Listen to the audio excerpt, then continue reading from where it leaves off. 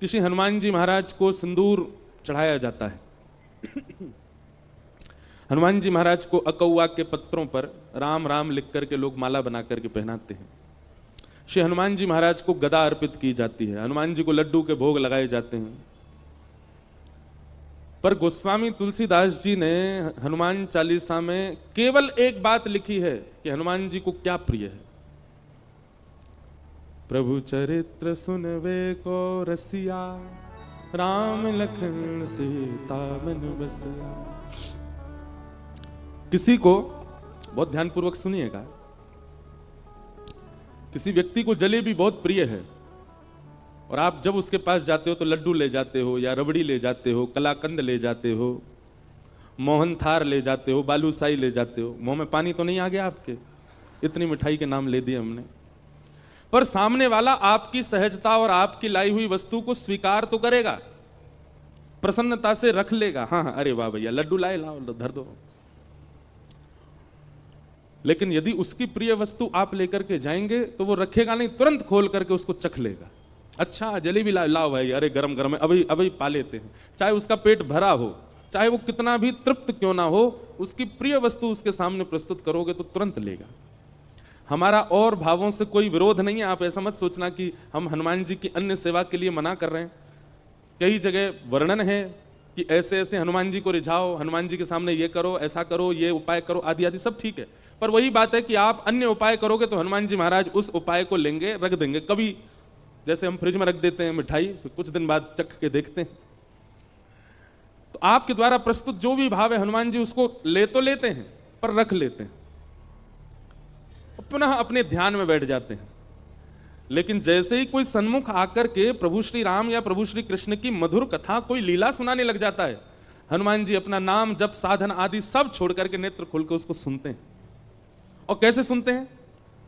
यत्र यत्र रघुनाथ कीर्तनम तत्र तत्र कृतमस्तकांजलिं वाष्पवारि परिपूर्ण लोचनम मारुतिम नमत राक्षसांतकम। वाष्पवारि परिपूर्ण लोचनम, नेत्र सजल हो जाते हैं हनुमान जी के कथा सुनते हुए। और कथा वो तुरंत स्वीकार करते हैं। इसलिए हम तो श्रोताओं से भी कहते हैं कि आप कथा सुनकर के जाया कीजिए, कोई अच्छा चरित्र याद कर लिया कीजिए। और मंगलवार शनिवार आपके ऊपर जो भी बुरा समय चल रहा है, कोई हारी बीमारी चल रही है, ब्रजवासी की कही एक बात मान लीजिए, कोई नियम मत कीजिए, हनुमान जी के पास हर मंगलवार जाकर के एक भक्त या भगवान का चरित्र सुना करके आओ। महाराज 108 सोमवार, वो क्या बोलते हैं, 108 मंगलवार, 11 मंगलवार आदि आदि, ये सब क्रम है कि जाओ हनुमान जी के पास जाके चोला चढ़ाओ, ये करो, तुम्हारे आर्त दूर हो जाएंगे। हम कह रहे हैं 108 मंगलवार में जो फल मिलेगा ना, वो एक मंगलवार में कथा सुना दो हनुमान जी को, उसी से ही प्रसन्न हो जाएंगे। इतने रसिक हैं हनुमान जी कथा के। लेकिन हम सारे साधन करते हैं हनुमान जी को रिझाने को, वही नहीं करते जो हम सब रोज गाते हैं, हनुमान जी के सामने ही गाते हैं। जब हम कहते होंगे ना प्रभु चरित्र सुनवे को रसिया, हनुमान जी कहते हैं तो पता है तो फिर क्यों नहीं सुनाता मुझको? इसलिए भैया हमारी कही एक क्रिया, हमने बहुतों को बताया है कि हनुमान जी को प्रसन्न करना है तो कथा सुना। हमारी तो कथा के मुख्य श्रोता ही हनुमान जी हैं। आपको दिख जाए तो बहुत बड़ी बात है। ये देखो, ये हमारी पहली कथा से सारी कथा सुन रहे हैं। और गदा वाले हनुमान जी नहीं है, कीर्तनिया हनुमान है। हनुमान जी गदा वाले हैं ही नहीं है।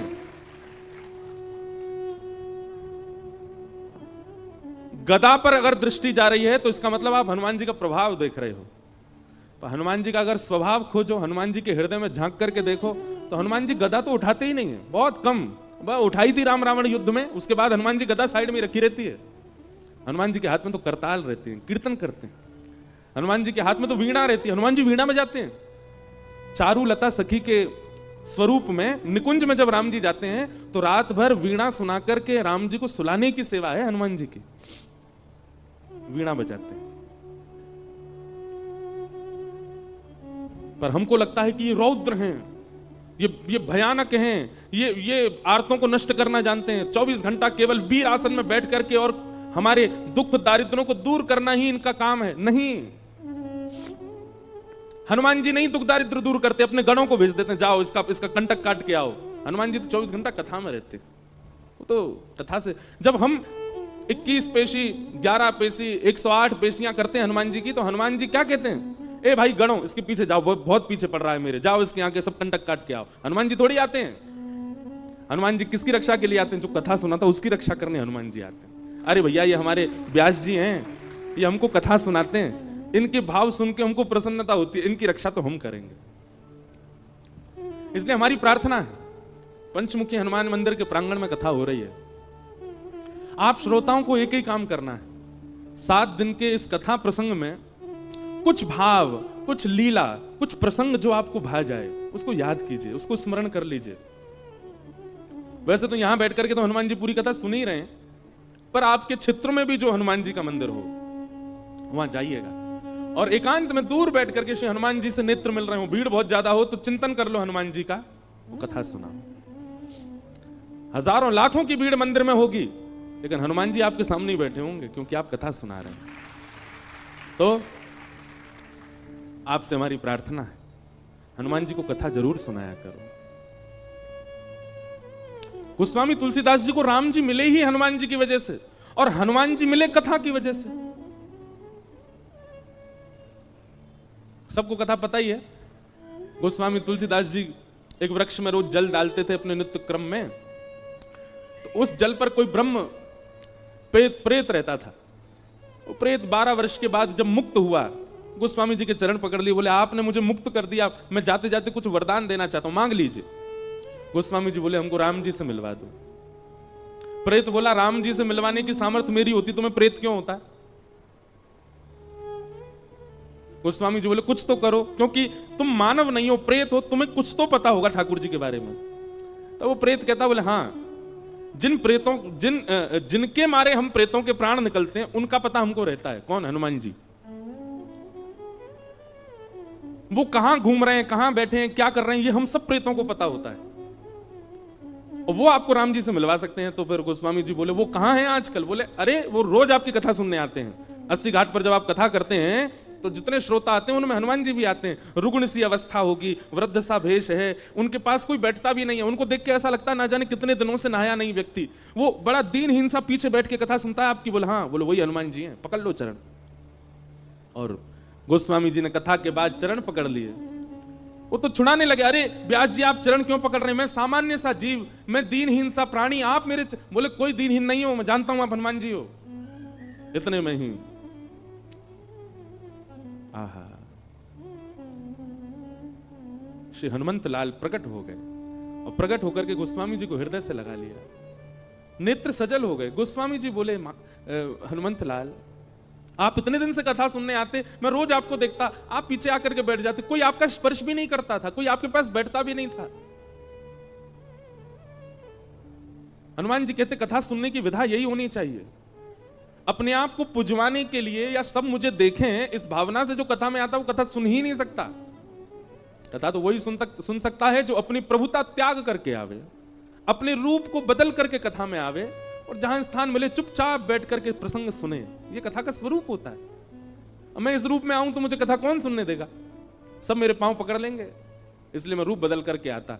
गोस्वामी जी आपने बड़ी सुंदर सुंदर कथाएं सुनाई, मैं तो नित्य सुनता हूं आपको, आज आप दक्षिणा ले लीजिए, हमने कथा सुनी है आपसे, कोई दक्षिणा बताइए। बोले दक्षिणा में केवल राम जी दे दो हमको, ये बता दो राम जी कहां मिलेंगे। तब हनुमान जी ने पता बताया, बोले चित्रकूट जाइए, और श्री चित्रकूट में आपको रघुनाथ जी के दर्शन होंगे। तो भैया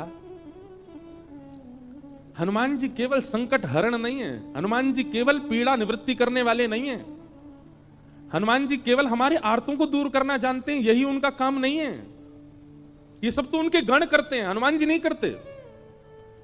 हनुमान जी तो केवल कथा के रसिया हैं, कथा श्रवण करते हैं। हनुमान जी जैसा भावुक कोई देव नहीं, हनुमान जी जैसा दयालु कोई देव नहीं। हमने समझा भले ही उनको बहुत रौद्र रूप में है, पर उन जैसा कोई कोमल नहीं है। सबको कथा पता है, लंका सिया सुध लेने जब जाना था, सारे बानर उछल रहे थे हम जाएंगे हम जाएंगे, हनुमान जी पीछे बैठे चुपचाप, उनको पता ही नहीं है कि मुझ में बल क्या है। एक बात याद रखिएगा, जो वैष्णव होता है, जो भक्त होता है, वो अपने गुण को ज्यादा प्रकाशित नहीं करता। जैसे किसी के अंदर कोई गुण होता है ना, वो उस गुण को इतना प्रकाशित कर देता है कि उसके चेहरे पर ही वो दिखने लग जाता है, इसमें ये गुण होगा। जैसे किसी के पास धन बहुत है, धनवान है, तो उस स्वरूप ही ऐसा बना के घूमेगा कि देखने वालों को पता चल जाए धनवान है।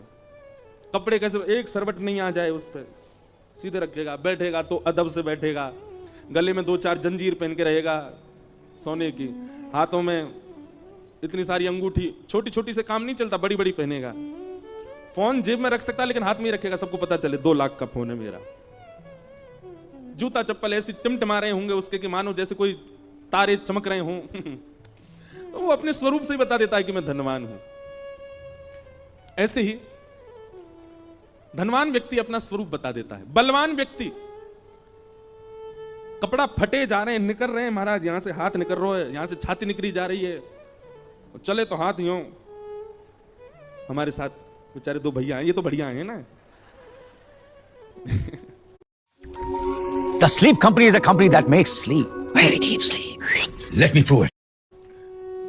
पर बलवान व्यक्ति अपने रूप से ही दिखा देता है कि मैं बलवान हूं। अच्छा, ज्ञानी व्यक्ति भी अपने रूप से बता देता है कि मैं ज्ञानी हूं। त्रिपुंड लगा करके घूमेगा, गले में कम से कम 2-4 रुद्राक्ष की मालाएं पड़ी होंगी, कानों में भी रुद्राक्ष ही लटक रहे होंगे, और यहां त्रिपुंड, यहां त्रिपुंड, यहां त्रिपुंड, यहां त्रिपुंड। चले तो ग्रंथ हाथ में लेकर के, बैठे तो खड़ाऊं पहन के चट चट करता चले। बस पहनता तो मैं भी हूं, पर मैं स्वरूप से ज्ञानी दिखूंगा नहीं, हूं भी नहीं। गुरुदेव की उच्छिष्ट जो कृपा प्रसादी वही दे रहे हैं। पर कोई प्रचंड ज्ञानी हो, उसके रूप से पता चल जाता है वो ज्ञानी है, कोई भैया संभल के इसके सामने। पर वैष्णव जो होता है ना, वो विपरीत होता है। वो अपने समस्त गुणों को अंतर्मुख कर लेता है, अपने सारे गुणों को ऐसा कर देता है कि सामने वाले को ये लगे कि ये तो सामान्य है, ये तो कोई साधारण व्यक्ति है, इसको ज्यादा कुछ पता नहीं है। ये वैष्णव का गुण है। हनुमान जी ऐसे ही हैं। हनुमान जी ने हम सबको जो दिखा रखा है, एक प्रकार से हमको बहकावे में डाल रखा है कि भाई मेरी गदा देखो, मेरा रूप देखो, मेरा बल देखो, आदि आदि। हनुमान जी ने अपने वास्तविक रूप को छुपा रखा है। वे तो रसिक हैं कथा के, वे अत्यंत सौम्य हैं, वो अत्यंत सरल हैं, वो अत्यंत, अरे कोई जरा सा राम बोल दे तो नेत्र सजल हो जाते हैं हनुमान जी के, इतने करुणावतार हैं।